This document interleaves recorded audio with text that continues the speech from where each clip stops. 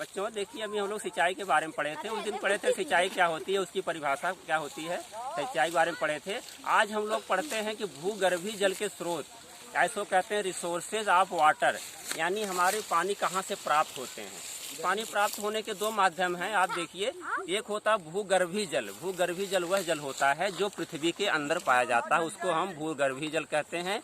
और ये दूसरा जल होता है सतही जल या धरातली जल, इसको कहते हैं सरफेस वाटर, यानी पृथ्वी के ऊपर जो पानी पाया जाता होता है वो सतही वाटर या सरफेस वाटर के नाम जानते हैं।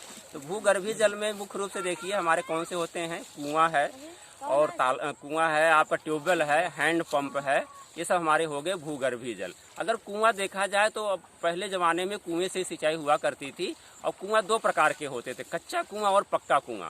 कच्चा कुआं उन क्षेत्रों में बनाया जाता था जहां वाटर लेवल यानी पानी का स्तर बहुत ऊंचा होता था, वहां पर ऊंचाई पर रख करके सिंचाई कर लेते थे लोग।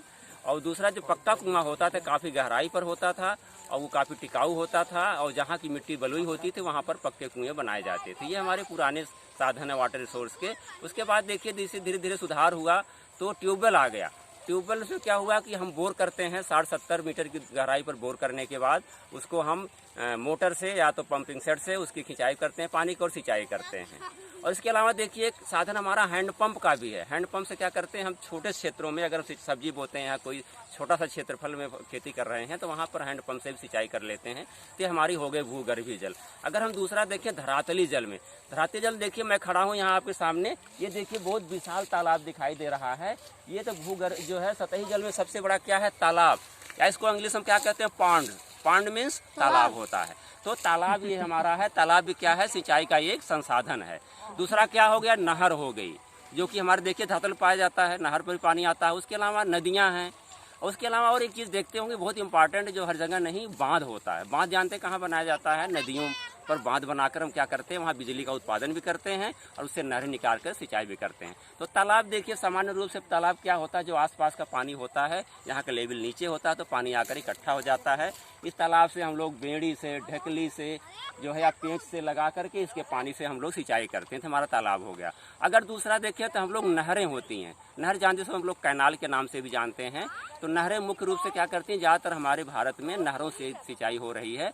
तो नहर का देखिए हम लोग कई नहरें हैं, जैसे खासकर अपर गंगा नहर, लोअर गंगा नहर, शारदा नहर, तो ये हमारी नहरें हैं। तो अगर हम अपर गंगा नहर देखें तो ये पश्चिम उत्तर प्रदेश के क्षेत्रों में, जैसे सहारनपुर, मुजफ्फरनगर, मेरठ, बुलंदशहर, उन क्षेत्रों में अपर गंगा नहर से सिंचाई होती है। इसमें हरिद्वार में जो गंगा नदी है उस पर एक बांध बनाया गया है, उस बांध से नहर निकाली गई, उसको हम अपर गंगा के नहर से नाम से जानते हैं। और उसका स्थापना कोई 1854 में, सोचिए आज से 100 साल पहले वहाँ पर उसमें ये बांध बना था, तो अभी तक सिंचाई हो रही है। दूसरा हमारा लोअर गंगा बांध। लोअर गंगा बांध कहाँ है, बुलंदशहर के नरौरा स्थान है, वहाँ पर है।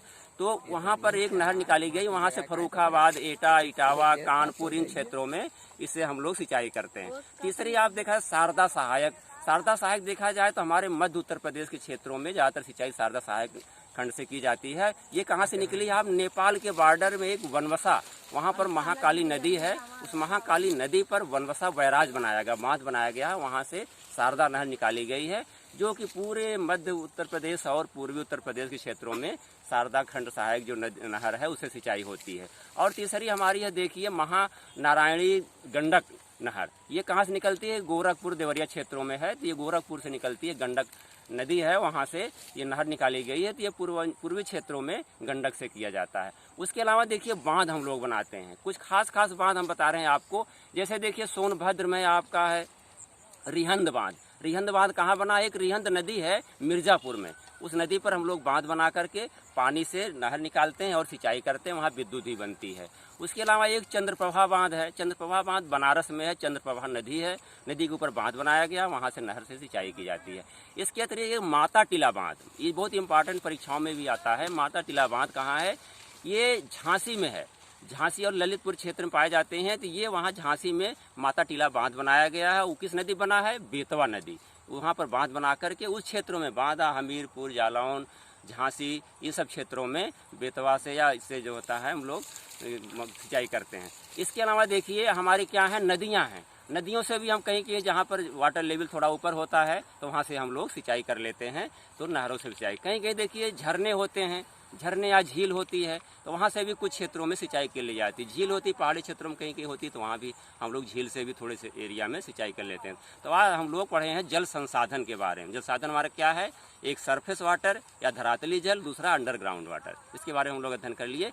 अगले क्लास में हम लोग पढ़ेंगे सिंचाई की विधियाँ एंड टाइप्स ऑफ इरिगेशन। तो आज लेसन को हम यही क्लोज करते हैं, अगले क्लास में फिर मिलेंगे। ठीक है, ओके, धन्यवाद।